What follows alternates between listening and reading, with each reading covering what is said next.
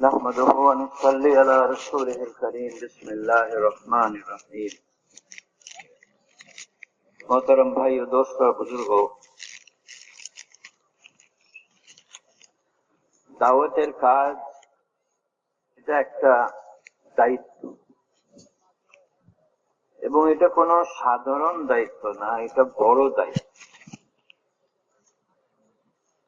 हजरत मौलाना इलियास साहब रहमतुल्लाह अलैह बोलते हैं, हम तो इस काम को कार्य नबूवत समझते हैं। আমি এই কাজকে নবীওয়ালা কাজ মনে করি। তো দাওয়াতের কাজ ছিল নবীদের। যত নবী দুনিয়াতে আসছেন ওনারা দাওয়াত দিচ্ছেন, মানুষকে আল্লাহর দিকে ডাকছেন।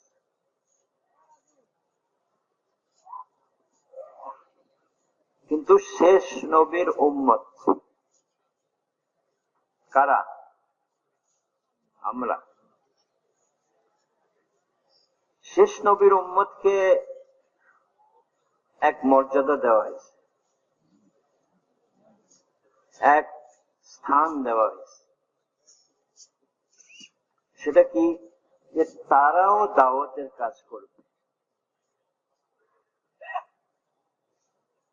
যেহেতু দুনিয়াতে আর নবী আসবে না, রাসূল সাল্লাল্লাহু আলাইহি সাল্লাম আখেরি নবী,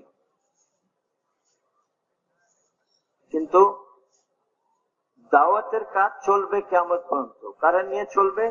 শেষ নবীর উম্মত নিয়ে চলবে।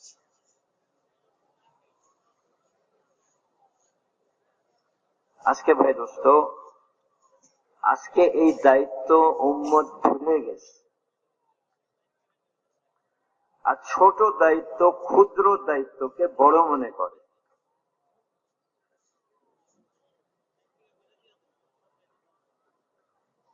আমি চেয়ারম্যান, আমি ইঞ্জিনিয়ার, আমি প্রফেসর, এগুলা ছোট দায়িত্ব দাওয়াতের দায়িত্বের তুলনায়।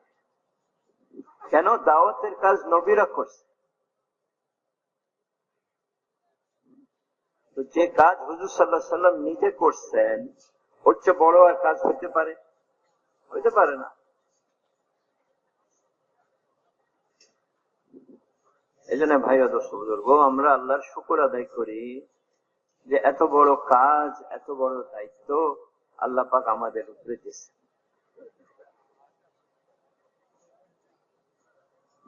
কিন্তু ভাই শর্ত হলো যে সে দায়িত্ব পালন করতে হবে।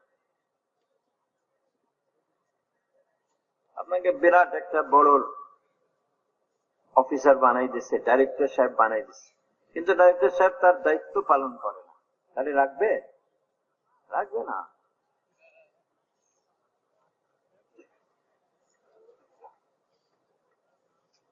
এজন্য সবচেয়ে আগে দেখতে হবে যে আল্লাহ পাক যে কাজের জন্য আমাকে দুনিয়াতে পাঠাইছেন, যে কাজের জন্য আমাকে বানাইছেন, সেটা আমি কতটুকু করতেছি।